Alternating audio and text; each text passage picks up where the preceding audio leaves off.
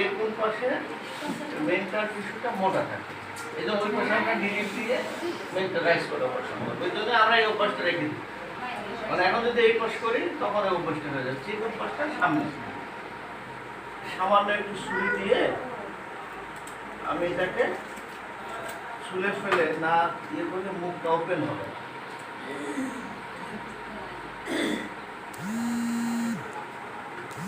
আমার হাতে যে জিনিসটা, এই জিনিসটার নাম হলো স্ক্র্যাচ টুল। এরপরে আমি ওপেনার ইউজ করব। বেশি প্রেসার দেওয়া যাবে না, খুব আলতো ভাবে করতে হবে, কারণ এদের প্রাণ আছে, এরাও আমাদের মতো প্রাণী, কিন্তু কথা বলতে পারে না।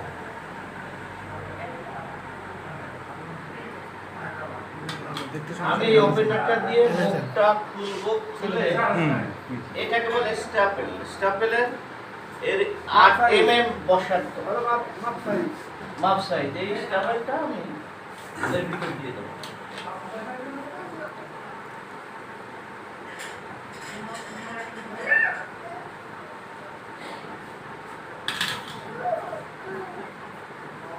আমরা সবসময় একটু সাবধানতার সাথে করবো।